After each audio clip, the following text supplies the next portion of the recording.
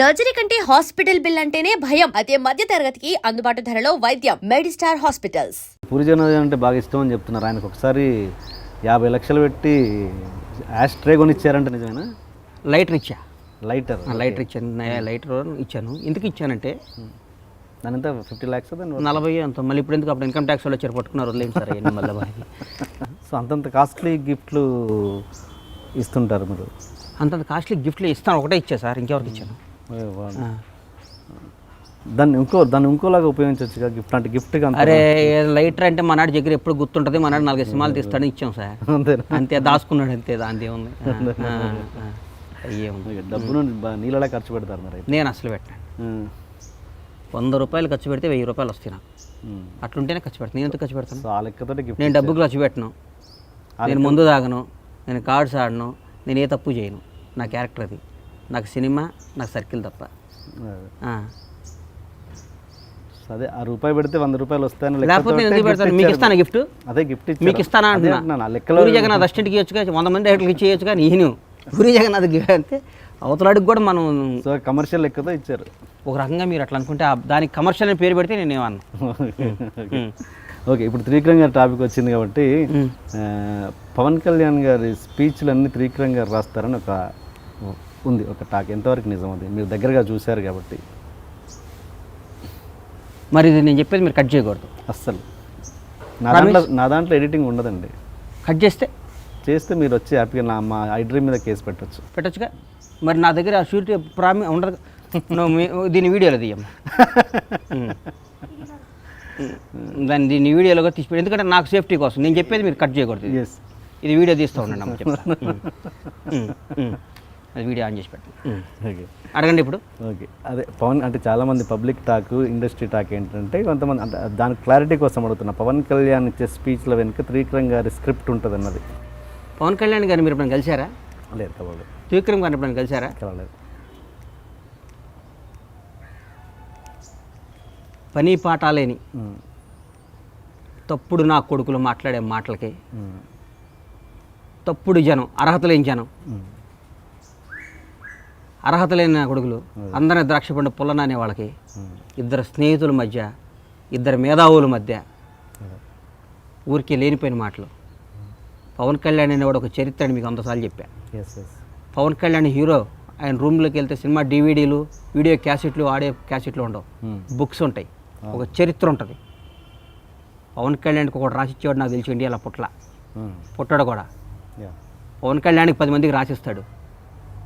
ఎవడెవడో పని పాటలేను. ఏమనుకుంటున్నారు పవన్ కళ్యాణ్ గురించి? త్రివిక్రమ్ రాసిస్తే పని చెప్తాడు అనుకుంటున్నారా? తప్పుడు మాటలు అవన్నీ. తప్పుడు నా కొడుకులు మాట్లాడే తప్పుడు మాటలు మీరు మమ్మల్ని అడగకూడదు. అట్లా పవన్ కళ్యాణ్ చూస్తే ఒక 2 రోజులు జర్నీ చేస్తే పవన్ కళ్యాణ్ క్యారెక్టర్ ఏందో, క్యాలిబర్ ఏందో, పవన్ కళ్యాణ్ కెపాసిటీ ఏందో, పవన్ కళ్యాణ్ అంటే ఏందో మీకు తెలుస్తుంది. ఓకే, పబ్లిక్లో ఒపీనియన్ ఉంది కాబట్టి, చెప్తున్నా మీకు. తప్పుడు నా కొడుకులు మాట్లాడే మాటకి మేము ఆన్సర్ చెప్పమని. పవన్ కళ్యాణ్ చెప్పేగా, పవన్ కళ్యాణ్ హీరో కాదు, అసలు హీరోయిజం రేపు 2019లో కనిపిస్తుంది. పవన్ కళ్యాణ్ అట్లా ఒకరితో రాయించుకునే స్థాయి లేదా.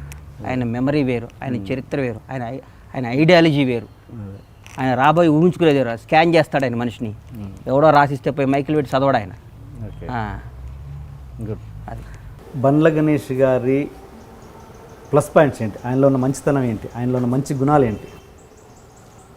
మీరు ఏం సార్ నన్ను ఎవరన్నా మంచి గుణాలంటే నాలో అన్ని మంచి గుణాలు అంటే నా చెడ్డ గుణాలు ఏదో మీకు తెలియాలి, కానీ నా దృష్టిలో నా అన్ని మంచి గుణాలు. అనలైజ్ చేసుకుంటే తెలిసిపోతుంది. నా అన్ని మంచి గుణాలే. నాలో ఒక బ్యాడ్ ఏంది అంటే ప్రతి ఒక్కడిని ఎవడబడ్డాడు అన్న అన్న అంటుంటా. ఓకే, అనవసరం తర్వాత ఫీల్ అయ్యి ఈ జన్యులు ఎవడబడ్డాడు అన్న ఎందుకు అవుతాడు? అవును, అన్న అంటాను మన బండ్ల గణేష్ అన్నాన్ని పిలవడానికి అక్కడికి అర్హత ఉండాలని ఫీల్ అయ్యా. అలా ఎందుకు అనుకోవచ్చు? ఎదిగే ముందు అలా అన్న అన్నారు, ఎదిగిన తర్వాత అన్న. ఏందో ఈ మధ్య ఈ జనం, ఈ సైకాలజీ జన్మ వాళ్ళ జనం, కొన్ని సినిమా అని కాదు అందరు బయట కూడా అన్న అన్న ఎదిగటం. ఎదిగిన తర్వాత మనం ఎదిగినాక మనం పడే కష్టం వాళ్ళకి తెలియదు సార్. ఊరికి ఆడు కష్టపడి మేము పైకి వస్తే తట్టుకోలేడు. చెప్పారుగా మీకు ఇందాక ఎవరో అడ్డదిడ్డంగా సంపాదించి అని. ఆడు కష్టపడాడు చూసి తట్టుకోలేడు. నువ్వు కష్టపడి పైకి రా. టీఎస్ఆర్ కావా? అదే అంతేగాని మనం ఇంకొన్ని మనం క్రిస్టైజ్ చేయడానికి మనం ఎవరు అండి? అవును. ఆ.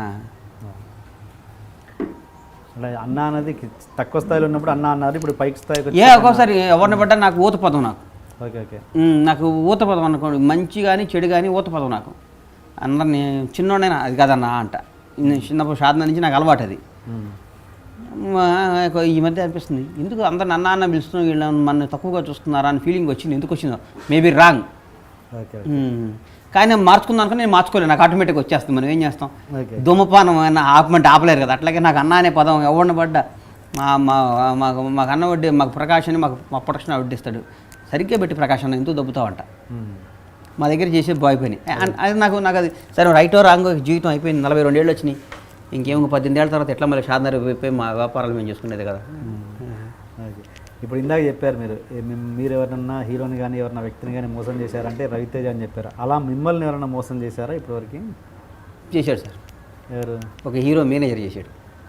ఓకే. ఎట్లా అండి? ఎట్లా ఇక మోసం చేశాడు అంతే, మోసపోయాను. చెప్పండి, ఫ్రాంక్లీ చెప్తా అన్నారు. మళ్ళీ ఫ్రాంక్లీ అంటే ఇక మోసం చేశాడు అంతే. మోసం అంటే మోసం చేశాడు, ఫ్రాంక్లీగా చెప్తున్నా. ఇప్పుడు సినిమా చీట్ చేశాడు. సినిమా తీసిన ఒక హీరో మేనేజర్. ఎలా ఏం చేశారు? ఇక అన్ని విధాలా వాడుకున్నాడు మనని. ఆ రోజు మన అవసరం, మోసపోతున్నాం అని తెలిసి కూడా మోసపోయాను. అది గొప్ప ఆర్ట్. అది నాకు తెలిసి నేను మోసపోతున్నాను తెలిసి కూడా మోసపోయాను ఆ హీరో చేత. తెలిసి మోసం చేస్తున్నా అన్నట్టు తెలిసి నేను ఇప్పుడు రవితేజని తెలిసి మోసం చేసే చూడండి. అలాగే రవితేజ అనేవాడిని పాపం, రవితేజ అనేవాడిని చెప్పండి. రవితేజ అనేవాడు ఏదో పొలం కొన్నాను సార్. ఒక రవితేజకి ఒక పొలం ఇచ్చాను నేను. కొన్నాడు నా దగ్గర. పాపం ఆయన ప్రేమగా కొనుక్కున్నాడు పొలం. ఆ పొలాన్ని కింద నాది ఇంకో 30 ఎకరాల పొలం ఉంది. 30 ఎకరాలు అమ్మాలంటే 25 ఎకరాలు ఇస్తేనే అమ్ముతా అన్నాడు. ఓకే. 30 నాది 40 ఉంది.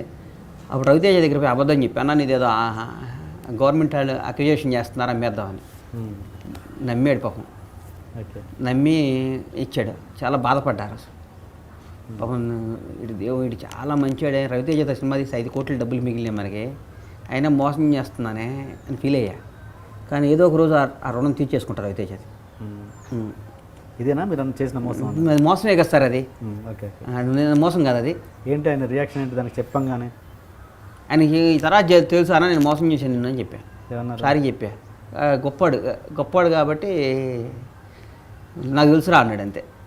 నన్ను ఎరా అంటాడు, నాకు తెలుసురా అన్నాడు. ఓకే. మొత్తానికి ఏంటి మోసం అని చెప్పన్నారు, చెప్పేశారు. చెప్పాలంటే రవితేజ పాపం నిజాయితీ పడు కదా సార్. ఆయనతో ఉన్న మీకు రిలేషన్ ఏంటి? ఆయన క్యారెక్టర్ గురించి మీ రిలేషన్ చెప్పండి. అంటే కష్టపడి పైకి వచ్చిన 100% చిరంజీవి తర్వాత 100% ఈ రోజుకి కూడా డబ్బు విలువ తెలుసు నాకు. డబ్బుని ఇష్టపడేవాళ్ళు అంటే నాకు మోజు సార్ బాగా. డబ్బుని రెస్పెక్ట్ ఇచ్చేవాళ్ళు అంటే ఒక ఫ్యామిలీ, ఒక భార్య, ఒక పిల్లలు, ఒక అమ్మ, ఒక నాయన, వీళ్ళందరూ ఇట్లా ప్రేమగా చూసేవాళ్ళు అంటే నాకు ఇష్టం బాగా. అట్లా ఇండస్ట్రీలో చాలా తక్కువ మంది ఉండేది. ఒక ఫ్యామిలీ అంటే ఒక రవితేజ కదా విపరీతంగా ఉంటాయి. వాళ్ళ అమ్మ నాన్నని, వాళ్ళ ఫ్యామిలీని బాగా చూస్తాడు. మేము ఆర్భాటాలు పోం సార్. మేము ఇన్ని చేసినా మేము ఆర్భాటాలు పోయి మా ఫ్యామిలీని బయటకు తీసి అట్లా చెయ్యం మేము. మా స్టైల్ అది, బేసిక్గా మా స్టైల్ అది. మేము ఎక్కడికి మా ఫ్యామిలీతో మేము బయటికి రాం. ఓకే. మా పక్క పల్లెటూరు కల్చర్ మాది. ఇంకా అంటే అలా వెళ్ళే వాళ్ళు తప్పనా మీ ఉద్దేశం? తప్పని నేను అన్ను, మాకు అలవాటు రాలా ఇంకా. ఓకే. నేను తప్పని నేను ఎందుకంటా సార్, మేము అంత పెరగలేదు అనుకుంటా నేను. ఓకే. మాది ఇంకా అంత స్థాయి కాదేమో అని ఫీల్ అవుతాను నేను.